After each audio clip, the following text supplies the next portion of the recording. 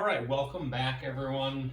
Thanks for tuning in while we further build and paint some of the models from the Indomitus box set from Warhammer 40,000. Tonight, we're going to start on a project. I don't anticipate it's going to go as quickly as the last one did. It's a little more involved. We're going to do the Skorpekh Lord. As you see, there's still quite a lot of stuff on this sprue, but I'm very excited about this model. I think it's, maybe for me, but maybe for a lot of people, honestly, it's, I think, the coolest model in the entire box. It's the one I was most excited about. And I'm really thrilled to get cracking on this one. So first thing we're going to do is we're going to cut out some of the pieces. We're going to do this a little differently than we did the other one. I'm going to do most of the assembly now, and then we're going to start painting. I had so much trouble assembling yesterday, or last night, I should say. And then, a lot of the paint ended up rubbing off trying to push some of the pieces together because it was a really snug fit. It is primed. It's all primed with metallic plate mail spray from Army Painter. It's a little brighter than Lead Belcher. As you can see, Lead Belcher is quite a bit darker, and that'll work to our advantage as we're going to be applying a contrast paint over this. With contrast paints, you always want to lay over a very light base coat. Otherwise, it doesn't come out quite as rich. So once we assemble, we'll be going over it with a Basilicum gray, which is a contrast paint. But we're going to thin it down with some technical contrast medium. This is a pretty dark gray, and applied over this bright silver, it comes out almost black. It's like a couple coats of null oil. But that's not what we want. We just want it dinged down and brought down a little bit. So technical contrast medium is what we're going to use to thin that. And then we'll get going. As with everything else we've been painting from this box set for the Necrons, it's going to be in the Nihilakh dynasty colors. So we'll be doing a sort of rich turquoise shoulders. So for that, we'll be using Sotek Green. I really like this color. I'm really glad that I've gotten a chance to use it lately. I think the only time I've gotten to use it before was when I did my Sepulchral Guard for Underworld. So I'm very excited to be able to use this color. It'll be edge highlighted with Temple Guard Blue, just sort of a brighter teal is what that color really is. And to very, very brightest highlights on the edges to catch everything, we'll be doing that with a Screaming Skull.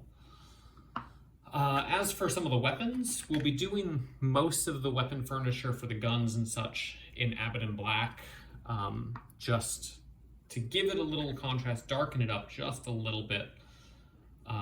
And for a lot of the energy and all sorts of craziness, what we'll be doing is we'll be going through, we'll be painting it with White Scar just to make it flat white. And then we will be using the new technical contrast color Tesseract Glow. It is just incredibly bright. When you put it down on a light colored surface, it just explodes with color. It's really, really something else to watch happen. I don't know how they did it.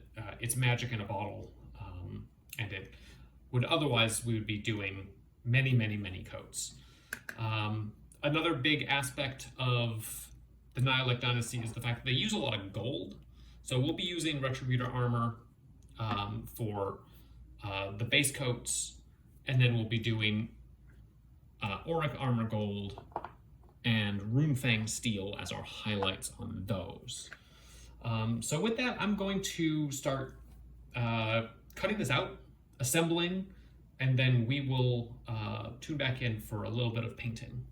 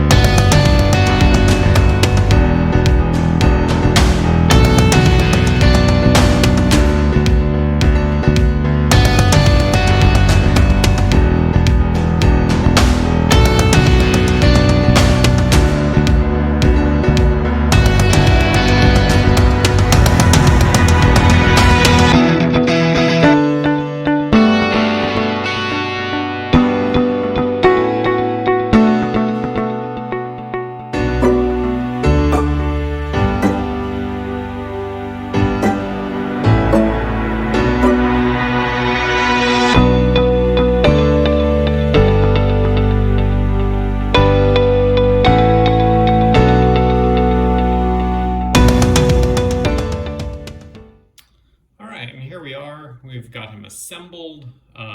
He is all put together. We're going to go through, we're going to do some highlighting. We're going to do a little bit of shade on this teal to brighten it up. We're going to do a little edge highlighting with some Runefang steel along the edge of the blade, along the edge of these claws, just really to give him like a nice sharp edge.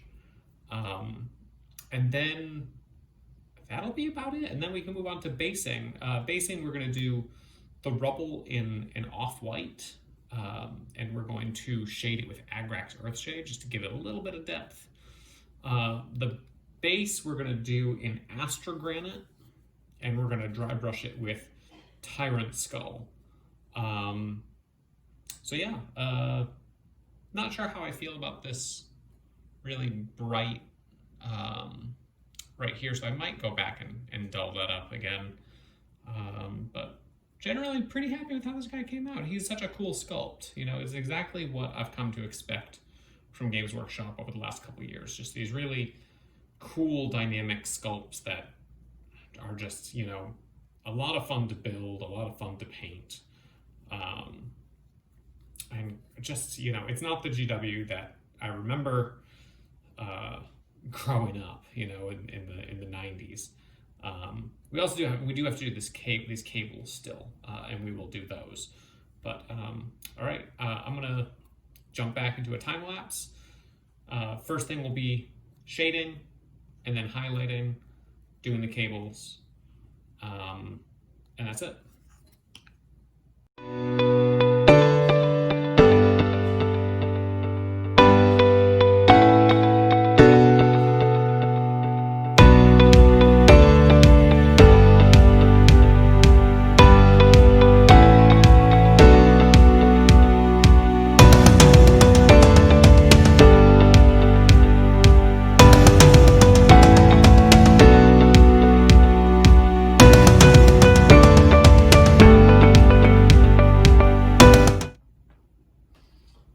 So day two, I think I said in earlier in the video, I didn't think this was going to be a one-day paint session. So I finished up here. There's a lot of stuff I'm not totally happy with on this model. So I think I'm going to do a couple things that I haven't done yet on any of the Necrons. The first is I'm going to dry brush the legs a little bit. I just feel like they're not highlighted. There's a lot of detail, a lot of recesses, and I want to get a little more contrast on them. Second is we still have to do the basing. Basing is really important. You should always base your entire army the same way so that when you put them down, they're cohesive. Third, I'm going to go through here. I thought I would like all of this bright glowing stuff here, but I'm not really digging it, so I'm going to go back in. I'm going to go back over with Sotek Green, and then I'm just going to hit it with a Agrax Earthshade. The building here, what we're going to do is we're going to go over it with Pallid Witch Flesh. We've been doing all the rocks that way. We're going to hit it with an Agrax Earthshade. And then I am going to dry brush this as well as as well as the legs, all of it, with one color to tie it all together. And that color is going to be Tyrant Skull. So Tyrant Skull is, as you can tell, very similar to Screaming Skull. It's a little bit darker, but should be fine for our purposes. It's actually a little bit closer to an Ashabti bone. If you look at Ashabti bone, these two colors are pretty much the same, but the way Screaming Skull and Ashabti bone go down, they're pretty much interchangeable a lot of the time. So I'm going to use Tyrant Skull on all of that, and then he'll be done. You know, he's a pretty quick, fun build. I can't wait to see him on the battlefield. I think he's going to be very exciting. I did just notice that I missed an orb, actually. So I'm going to go in and touch up that orb right there, a little glowing orb. It's got to be hit it with the white and then hit it with the Tesseract Glow. But that's what I'm going to do. So I'm going to get this started, go through, do a couple of these little bits, and then we'll let the paint here dry, and then we'll come back and we'll do the dry brushing and the washing. So let's get started.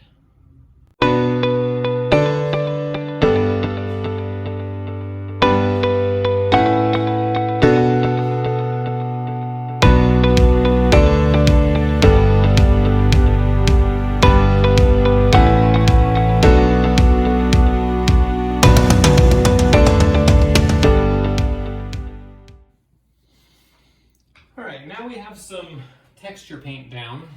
What we're gonna do, and it's nice and dry, it's been sitting here for a couple hours. Typically, so when you're using Astrogranite or any other texture paint, what you want to do is let it sit and just cure for usually about 2 hours or so. It stays wet for pretty good amount of time, so you don't want to try and dry brush it too early. I mean, the key to dry brushing is obviously your brush being dry. And it doesn't work very well if the paint that you're trying to dry brush is still wet. So I give it about 2 hours. Probably could have gone a little bit less, honestly, given that it's so hot right now. It's Michigan, and it's the middle of July, so it's getting up into the mid to high 80s lately. So the next step we're going to do, we're going to paint the rubble. Like I said, we're going to paint that in a Pallid Witch Flesh, sort of an off-white. It's like an eggshell color. And then we're going to go through and we're going to wash it with some Agrax Earthshade. Then I want to go through and we're going to dry brush all of it. So we'll dry brush it with, not Terminatus Stone, sorry, Tyrant Skull. And we're going to get the legs too. Like I said, I'm not thrilled with how they're looking right now. I feel like it just needs a little bit of something. And dry brushing will make it look a little dusty too, which I should like. If we don't like it, remember, we can always just go back, repaint it, and bring it back to this turquoise. The good thing about painting in thin coats is that if you decide you don't like a color, you can usually just kind of go back and fix it. So that's what we're going to do right now. I am going to time lapse it really quick just so that we can get it done and it's not taking up precious viewing time for you, the viewer. And then we'll cut back once this is done. We'll do the scarabs. I will put a little bit of the Tesseract glow on this dot that I forgot to paint earlier. And then it'll be good. So let's do it.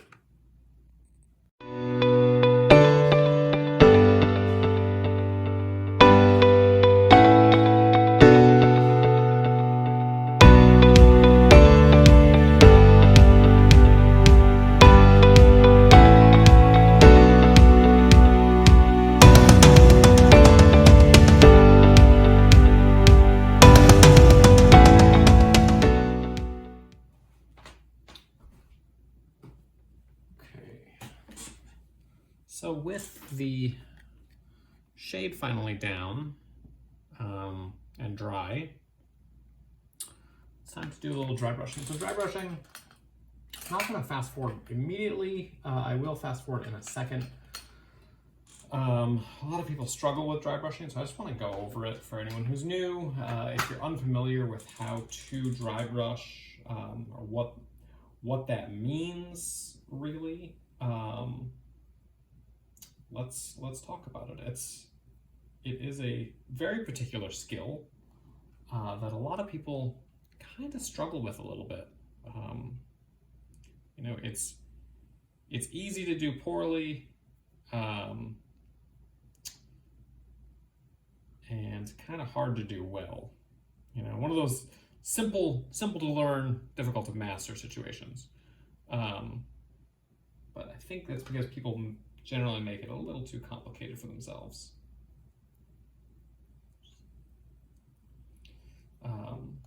So you want to get a brush with pretty stiff bristles. This one is particularly stiff. Didn't get cleaned very well last time it was used. That's fine. You're not going to use one of your good brushes. You're not using a detail brush. You want something that's pretty beat up. Typically I use brushes that are about one step away from being a glue brush. That's where this brush is basically currently. I'm going to use a different brush actually. Do I have a different good dry brush to use? Nah, okay. That's fine. So basically this brush is going to do. It's very stiff bristles. You're going to take your paint here. You don't need to shake it. Sometimes I do out of instinct and it just kind of flips it around. If you see inside, it's kind of a jelly. The number of times I've seen people buy dry paint, get home, open it up, and then go, oh my God, my paint's bad. Not realizing that it's supposed to be like this. It's pretty often. So just gonna get a little bit on your brush here. You take your paper towel and you're just gonna work it into the bristles. Basically, you just wanna do this until you can rub it on the paper and almost nothing comes off. Then you're gonna take it and you're just gonna lightly brush it across the surface so that it just kind of catches all those raised areas. You know, we use a texture paint here, and so there's a lot of texture. And what this does is it'll catch it, and it'll act like a highlight.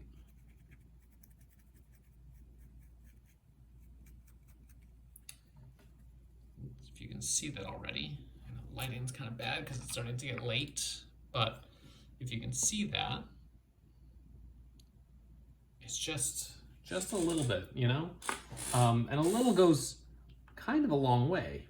So let's do it again, you know? And we'll do the whole thing like this. We're gonna do the rubble too, so let's do the rubble now.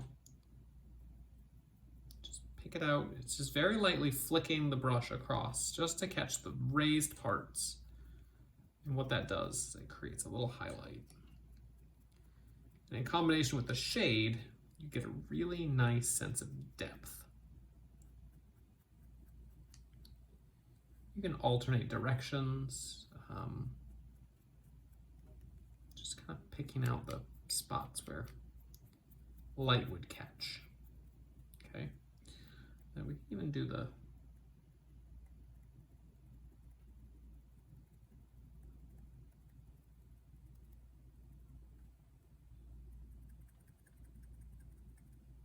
legs.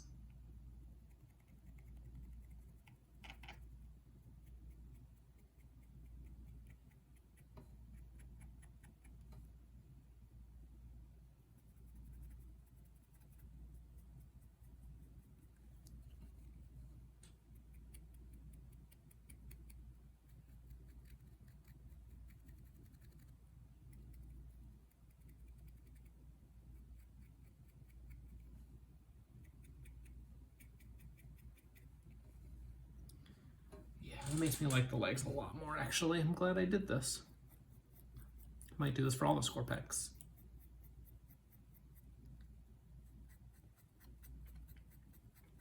Oh, I actually really like this.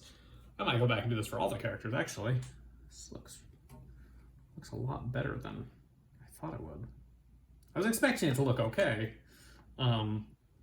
because I am using a bone to do these sharpest highlights anyway. But I feel like it looks really good. So just gonna keep going. I'm gonna start fast forwarding really quick. We'll do a little time lapse, and then we'll come back and we'll clean up and just sort of wrap everything up.